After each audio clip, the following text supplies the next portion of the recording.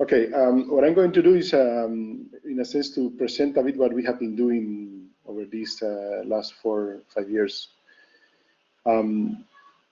regarding to the topic of time and childhood, especially has been linked to this Spanish school time reform.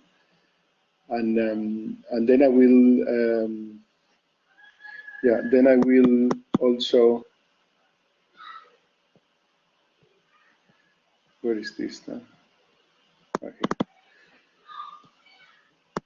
Then I will also devote the last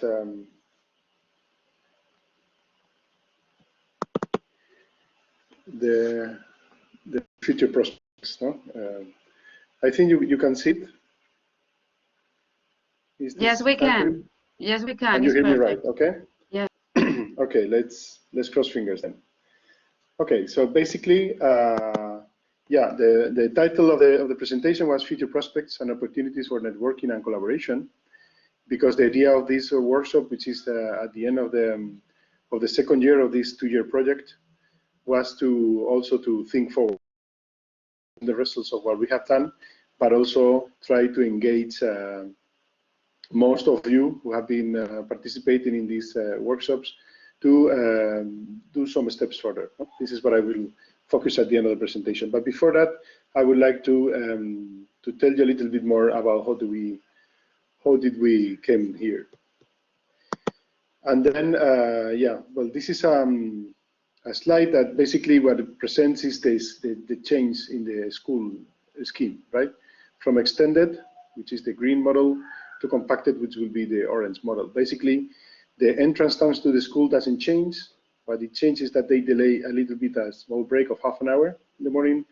And they basically, what they do is they delayed quite a lot the lunch break, okay, especially between an hour and a half or 2 hours, because they concentrate all the teaching hours in what we call the morning.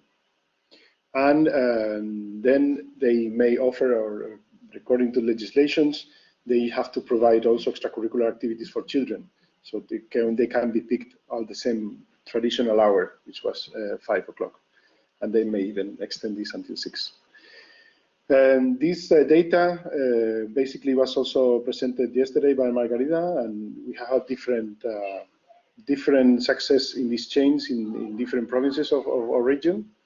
And Valencia and Castellón is about 1/3 of public schools are in this system, and whereas in Alicante, which is the southern province, many more have adopted this new scheme. But this came to Valencia like 6 years ago, and it's something that in Spain has been already experimented for about 20 years.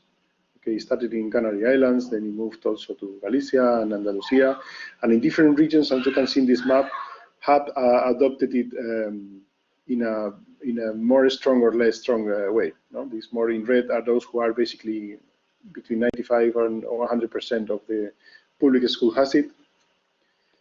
And now the presentation is gone.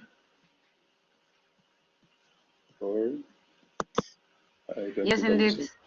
It's okay. we can't see it anymore. I don't know what happened. But as we have time. Yeah, I tried to recover it. It should be there, no? In the, or maybe I share a screen and I put it from my own. I don't know what is better. Well, here is still there. Okay, I'll try to open it again. I don't know what went wrong.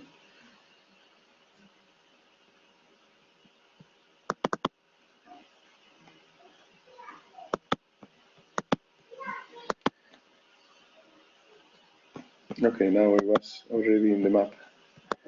I can go to the third already.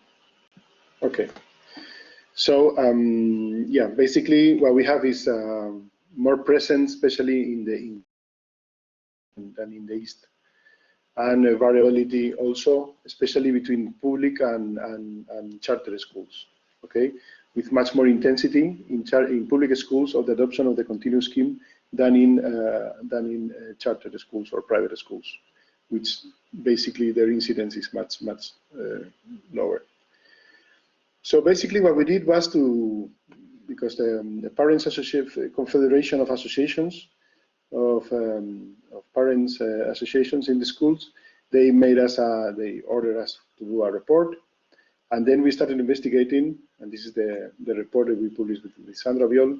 We started investigating on how was the situation about the school. And for this, we went first to Europe. No? And this is some things what already Anna was presenting yesterday, and I would like to lose much time with that. But just some ideas that I think is good to remember. One is that Spain is in a group of countries, as you can see in this slide, that is characterized by very flat, and also very high number of instruction hours. Okay, what we can see there, especially for the case of Spain, is that we make a big jump between primary education and lower secondary education. It's almost 1/3 of the teaching is increased from one year to the next. But other countries like Belgium, France, Italy, or Portugal, they also have a lot of hours. The schools are open many hours. If we look to this other group of countries, and I have kept the line of Spain for comparison reasons, then we compare with Slovenia, Germany, Austria, or Slovakia, or Lithuania. And what we see there is that those countries are much more progressive. They are not so flat in the hours they allocate to children, but as children grow older, they basically go increasing the number of hours what they spend in the school.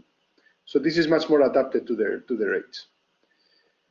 Also, if we look to this third last group of countries, and this already has moved a little bit, the graph, then you can see that we compare with Estonia, Finland, and I cannot read anymore, but I think it was Iceland and somewhere else. And then you can see how they are. I mean, sorry, because this has really deformed, but if we will have it a bit bigger in the length, you will see that this goes, as we saw before, progressively growing, but instead of being yearly, year after year, what they do is basically every 3 years, no? What we call in Spanish a cycle. Every cycle they increase the number of hours. But basically, as you can see there, they never spend so many hours in the school, at least in the school, in the classroom, with teaching as the Spanish kids. Okay, they are always with much less time in the school, at least in the classroom.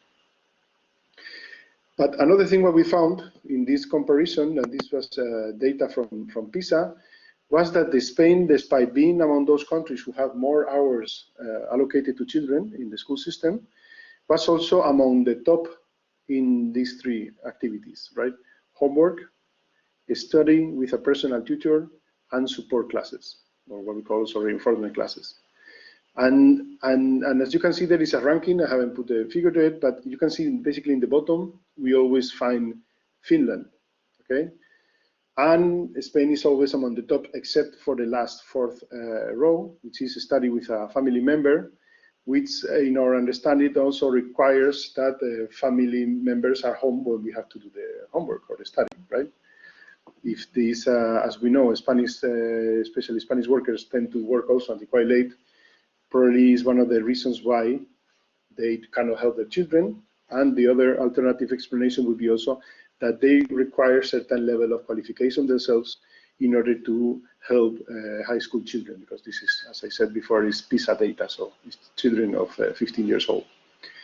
But in everything else, we can see that despite having so many hours in the school system, families feel that they have to support children with reinforcement classes and private tutors, and also the school feels that the work what they have done in these 5 hours of a school day is not enough, and they have also to do homeworks. And then we came across this interesting report by the OECD, written by Gromada and Springs, and in 2016, which was exactly doing more or less what we were supposed to be doing for this confederation, what I told you before, but they were doing it, or they published it for the OECD. And what is very interesting about this scheme is that they were telling us that even when the allocated instruction time can be very big, there are things that make us lose some of this time. No, that would be exceptional school closures because due to weather, which doesn't usually happen much, but this year exactly, this previous course we have it with the COVID, right? And then the COVID closed because something exceptional, and we have many less days of the school than any other year. There is also teacher absence and late arrival, which in Spain basically could be linked to the policies when they ask that the teacher has to be missing 2 weeks from the school before they put a replacement teacher. Therefore, they lose lessons. And also student absenteeism and late arrival. And as we can see, and we have seen also in some of the presentations in these workshops, this is also connected with early schooling. If you go very early to class and you don't rest enough, is higher probability, and especially if you are a later ground type, that you will not wake up on time or you will not feel like entering in the classroom when you feel so sleepy. But after we have this allocated instruction time, we get all these misses, no? And then we get this actual lesson time. But this actual lesson time can also be losing time because either the students are not paying attention, and this is what we talk also when they are feel too sleepy, or also when there are disciplinary issues and disruptions. And this is what I was also explaining in the morning, right? Doing a sport also make children to be much more peaceful in the class, no? And if we have a context when children enter to school too soon and they are like too much overwhelming with very long days of school, then it's much easier that they have the class have disruptions because of disciplinary issues. And then they say, even when we get all these losses and we get the engaged time, there is still a problem that all the engaged time is not actual learning time, because maybe what we are doing is not fit to the student. Maybe the student already mastered those contents, and in the Spanish system, there is quite a recurrence of contents that come every year after year. And this might make students also to lose the interest in the subject or to get bored with the subject. And we have also the opposite situation when maybe students have not got the level enough to continue with the class because they have missed or they haven't understand something, and the class keep going and they are lost. And this is also time that we lose. And if I remember right, what Gromada and Sprinkle said, that this actual learning time may be in some cases about 40% of the total allocated instruction time, which means that we may be losing about 60% of the time that children are supposed to be learning in the school doing something else. And this could basically explain why Spain is among those countries with so much school time in the school, so much homeworks and so much reinforcements outside the school, but still low performance in international comparisons. And this is a graph I also put to my students. This is also from the OECD, and this is a negative correlation in total instruction time and marks. Sorry, this is going a bit on its own. And marks on science performance in PISA. And as it's a bit small, maybe you can make it bigger in your own screens. But basically, what we see is that there are countries like Finland or Germany in this case, that with much less hours, they obtain quite a high performance in these test scores. Whereas there are other countries which are more in the right part of the graph that devote many hours for an equal performance or even lower. Okay, which means that this saying about the Finnish system and this Nordic system of less is more may have also a lot of ground.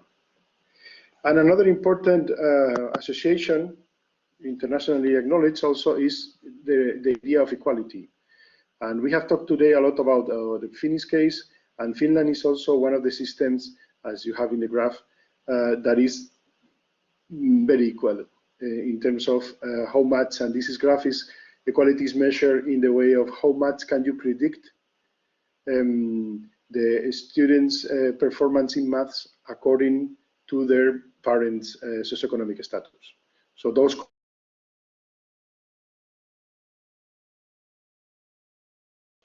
are the countries where you can predict less what is going to be their math performance according to their parents' socioeconomic status.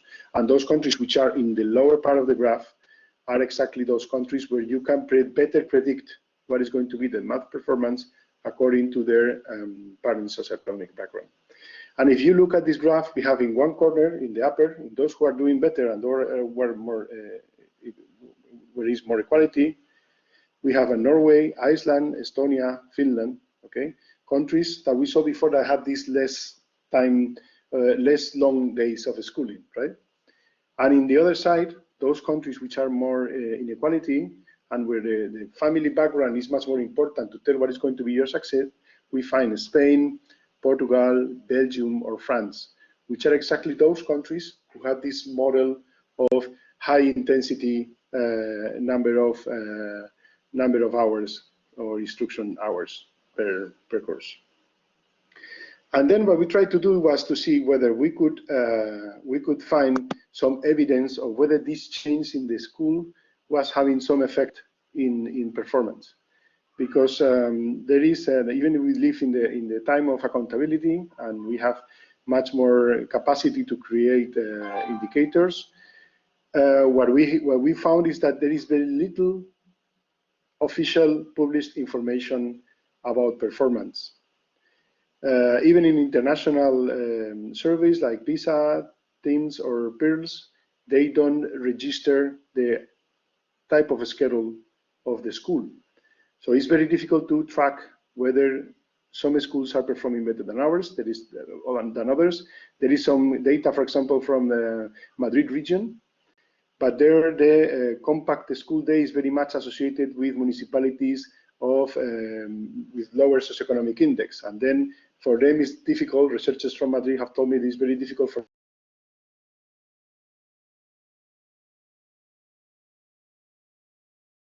basically to let's move forward here. Sorry. What we're here was to try to see, because also in Spain we have a lot of disparity. Educational systems are also different between regions, and also especially socioeconomic and industrial indexes are very variable across countries.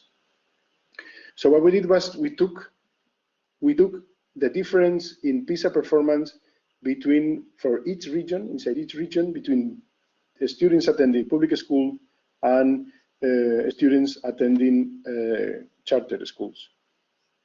And what we saw, it was those regions who had a higher rate of adoption of the compacted school day were linked to regions where there was a worse academic result.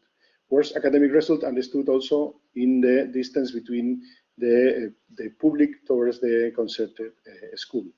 And we found it for that, and we found it also this relation with repetition. So those regions where there were more percentage of public schools in these compacted school hours were also more regions where the students tend to retake courses or repeat courses or grades more often.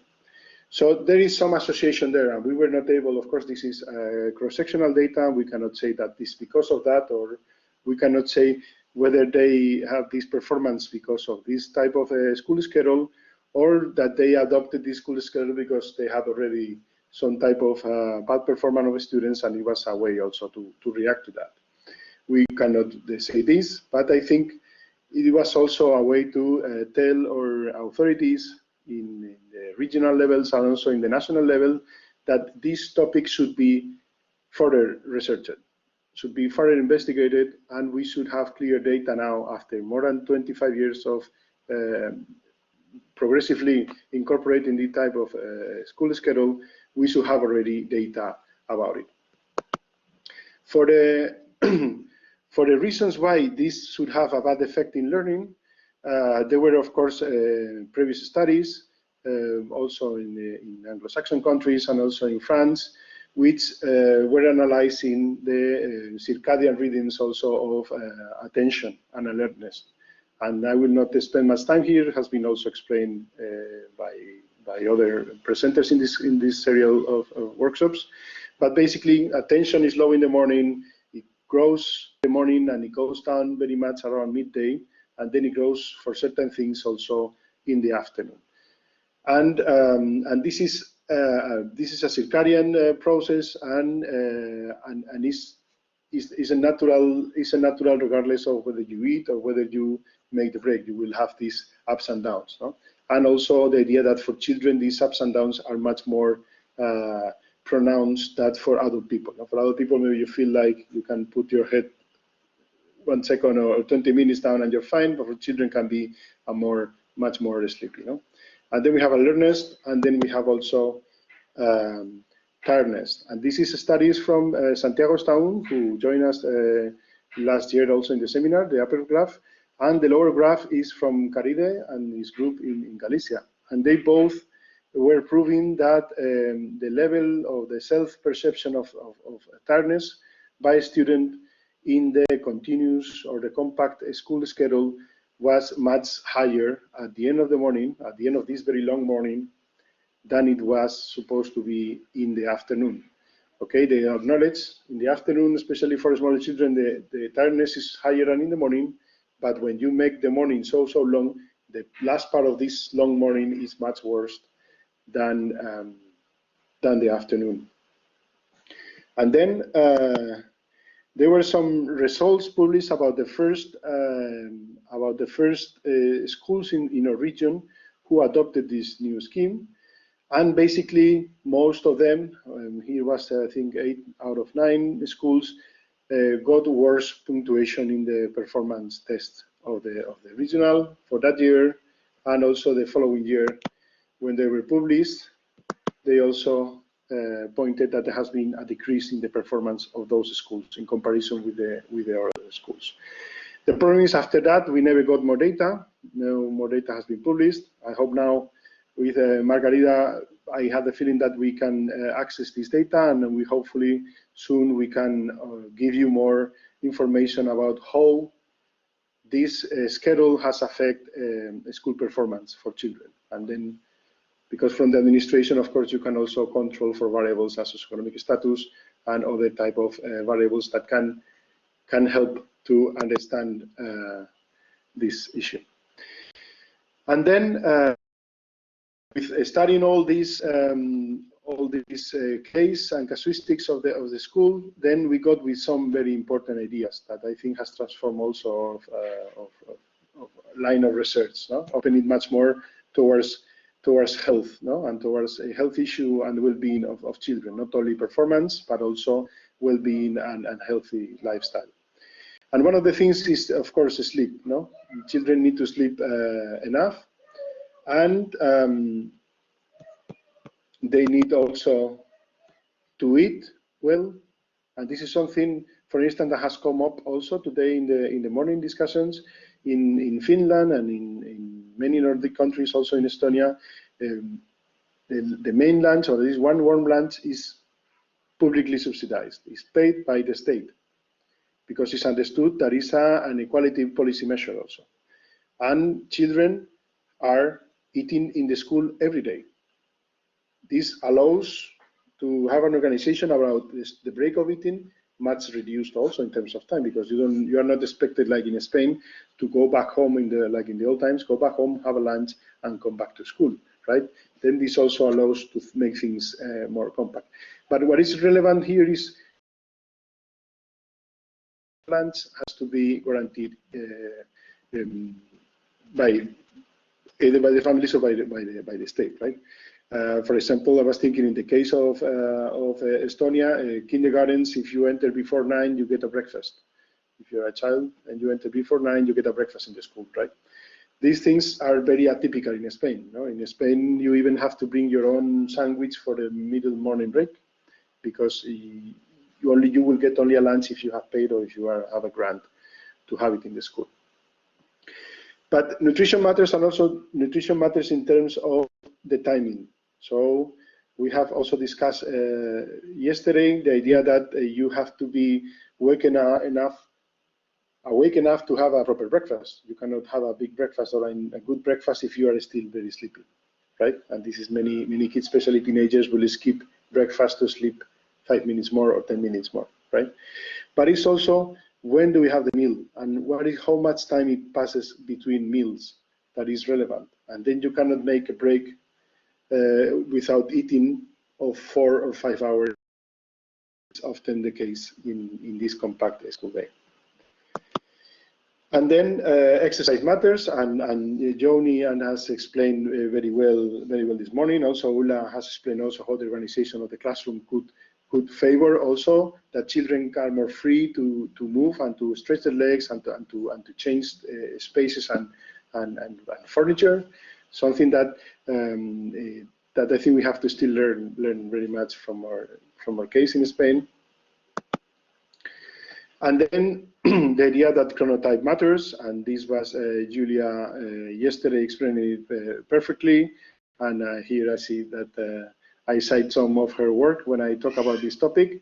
And the idea is that children or people doesn't have the same chronotype over their life as well. No? They change it and they delay it towards adolescence until very much, what I would say, until we have them in our classes in university, right? And this I took from a work from Ronenberg, and I thank Katja also for the presentation she did last year, very clear and very nicely about all these issues regarding time zones and chronotypes. And the idea, as you can see in the graph over there in the right part, is that boys and girls become later chronotype in about 1, 2, or 3 hours in the highest point than the average people, which means that if for somebody entering to office at 8 is early, school at 8 is like for a person like us, grown up, like entering at 5 in the morning, right?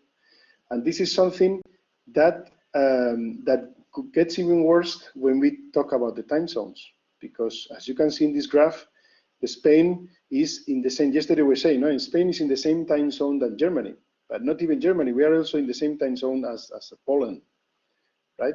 Which means that in Poland, in Varsovia, when it's 8 o'clock in the morning, we also pretend that it's 8 o'clock in the morning in Spain.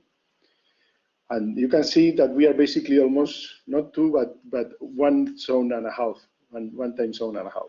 So putting all this into context, what I want to say is that when we talk about the school schedule, and we talk about rest, and we talk about healthy life, we have to start thinking about the fantasy of the clock hour.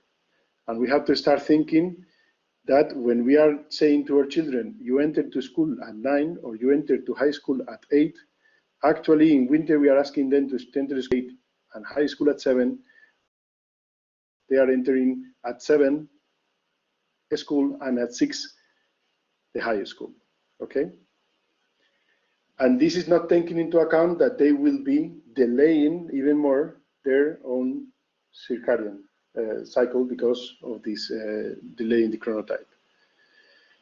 So this, I think, is a piece of it suggests many questions that we have to further investigate, and I think is one of the things that I wanted to make emphasis on.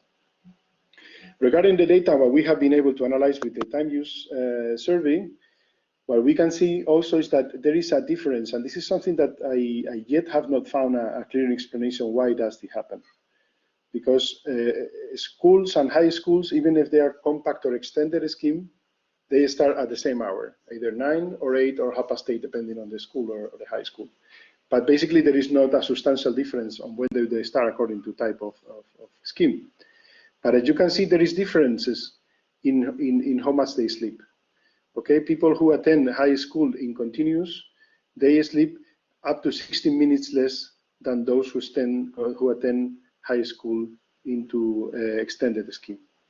And you can see also that they even make a nap. Now you can see this red little mountain around the middle of the graph. This means that they are having a nap because they're already so exhausted. But what we don't understand is why they go to bed so late, right? In comparison with their mates who are the same age and they go to the other scheme because they have been home sooner. No? They were supposed to have more time to have done homeworks or to have organized their life and go to bed at least in the same time, but they go later. Also, we have been able to see that for primary education, the compacted school day makes them to go for lunch about 1 hour and 20 minutes later than those who go in the extended. Because I said before, what they basically, the main effect what it gets is that they delay the lunchtime. And this has, of course, a clear effect on the lunchtime. But we can see it doesn't affect so much breakfast, and it doesn't affect so much dinner, because dinner still is a social thing. Dinner, people, especially children, have it with the family. When the family are home, I have been able to cook. And what we can see there is that even if it's a bit more dispersion in the compacted, in the linear time, basically it's about the same time. What it gets affected is the lunch. And we have also known by reports on nutrition that having lunch after 3 is not recommended because it's very much associated with obesity. This was for school, and this is for high school. And then we get again the same effect. They have breakfast around the same time, they have dinner around the same time, but the lunch is very much delayed in about an hour and a half. Okay, and this is some of the other things what we found, and this is something I mentioned yesterday very fast in one of the discussions. But basically what we found is that children in compact school day, they sleep about 27 minutes less than children in the split scheme. They do also 16 minutes more per day of homework. And this is something that was also found in a study by Caride in Galicia, when they made a survey. They also found both two things. They sleep less and they have also more homework. And one of my hypotheses that why they have more homework, if they have the same school time, is because the same school hours, the same hours of school, is because maybe they get much tired at the end of the day in those hours which is too close to the midday, and they probably are less efficient, and then they get more homework because they are not able to perform so well in the class. Also, what we found is that they spend a little bit more time in studying during the free time. Time with the family increases by 1 minute, which means that 1 in every 60 kids on average will gain 1 hour in every 60. And this is something that goes very much against the argument that allowing children to go to a continuous scheme brings more family time. Okay, what we really see is that they gain more time with the friends. This is true, but with family is so small, it's significant, but it's very small. It's just 1 minute. Time with friends is much more substantial. It's 10 minutes each day of time with friends. There is also 3 more minutes in passive leisure, so just doing nothing, just sitting in the sofa, probably looking at the clouds. And then what we see is that basically all this time, what they lose in sleeping, they gain it in TV, videos, and video games, 8 minutes and 20 minutes. So probably my assumption is probably some effect on this compacting so many hours in a run before lunch and having lunch so late that they make them to be like affected by this stress, and this has an effect on the sleeping less time because they devote this time to all these other activities like video games. And here I rescue some of the images because now we come a bit more relating to the school schedule, also to what is the way adults organize also their daily activities. And this is from the Harmonized European Time Use Survey. And there you can see in the upper part, you see the graphs for Germany and Finland. And this is basically the pattern of activities what they do. This is the blue is basically sleeping, the red is working. Then I don't read it very well anymore, it's so small. But yeah, I think the white was eating, and I don't really read more. But yeah, basically, I think the red and the green are studying and working, and the yellow is transport to work. And I think the brown was leisure, if I remember right. And red, this very red, which is very up there, is kind of the other activities which are not classified. So basically what you can see there is that, especially when in regards to lunchtime, what we see is that in the northern countries, there is no clear mark. There is a little bit around 12 in Germany and about 11 in Finland. But people tend to eat so little that they don't take so much time for that. They probably eat a bit here, a bit there when they can have a moment, this sandwich and small food. Whereas in France and Italy, you can see this is much more social thing to stop. In France around 12 and 1, and in Italy also around 1. they stop, no? And you can say that, well, in France, for instance, about 50% of the population at 1 is having lunch, right? And in Italy also something quite similar. And for the case of Spain, it's similar to France and Italy. It's maybe not so strong, but it's also, you can see these two hills, no? We have a morning hill, then we have a stop or a break, and then we have an afternoon hill, which is a bit less intense than the morning one, but you can see clearly this divide between morning and afternoon. And the school tend to, in a sense, emulate these schedules what the adults have, no? And you can see that especially those countries who were from the north tend to have this more continuous. But they make the right breaks so children don't starve in the school. No, they make the break, the kids eat, and then they maybe finish soon, but the kids go back to school feeded, go back home feeded from the school, right? And in the southern countries, seems that we have more longer days, right, with a bigger break in the middle. But this is very much in the discussion also on becoming more Europeans, no? Especially in debates about the time schedule in Spain. There is a lot on this idea that we should become more European and leave the offices earlier, etc. I'm start thinking that one of the problems is not so much that we leave too late the office, but that we enter it too soon. This is more and more my approach, but here there is many more people who are much more expert than myself in this chronobiology and all this that they will better explain than myself. And this is a distribution of the usual weekly working hours of men and women employed in Spain, of couples or households with at least one child 0 to 14 years old. And we can see, and this is what I wrote this about, is because even if we manage to bring the children out of the school sooner, in many occasions, children don't have anybody from the family to take care of them, because people is working 40 and even more hours, okay? More than 75% of the men work over 40 hours a week, and about half the women as well. And what we see is that in Spain, we have shown it before, there is a strong tendency to enroll children in extracurricular activities at least until 6 or 7 in the afternoon.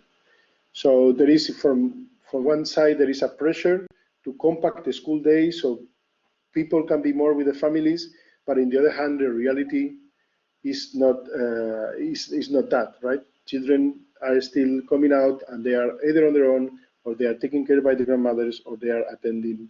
If the family has money to do that, then they are attending some English lessons or some reinforcement lessons, which again increases the social inequality and the school system. And then this is a scheme, and sorry I don't have it in English, but basically what we tried to do here, Sandra and myself, was to summarize what we learned from this study, what we did, especially this revision study.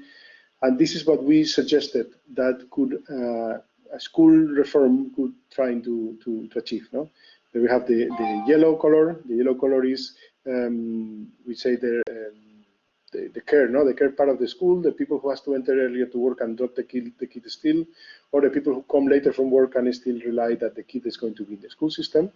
And this is somehow necessary until a certain age. After a certain age, children are already grown up enough, and probably they don't need to be left in the school.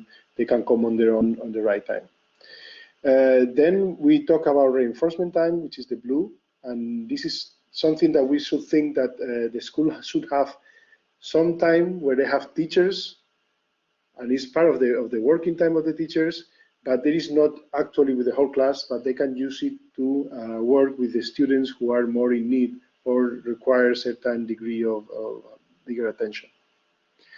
Then the actual teaching time, that will be the red one, that starts progressively being less hours and then gets bigger over the time. And then maybe when the kids are smaller, all this teaching time is in the morning, because if it's less than 3 hours or 3.5 hours, it can still be put in the morning. But if it's longer, then probably it's much more interesting that they make a break and they can and they can have also some lessons in the afternoon, especially when they start getting into teenage time and their chronotype is delayed. Then the interesting thing is that they enter even later and they have more activities also in the afternoon.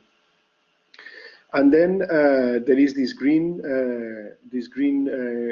colors, which is the breaks, and also in early childhood education, this also means the nap, no? The time for resting around the midday. That is something that also Anna was pointing yesterday, no? But also maybe when they get older, they don't need so much a long break at the midday, and they can have shorter breaks, and but they still know, as Joni was saying, no, they have to still break the routine, stand up from the table and go out and move a bit, and also help also the mind and body to be activated. And then, yeah, well, the idea is that in one point, almost the health and the well-being has become almost more important than the performance, no? in our research. We started very much trying to find out whether it has an effect on performance, and we still are very interested in that. But it has gained a lot of weight in our research, the idea of the well-being and the healthy lifestyle of children in the school, no? And how the school can cooperate or can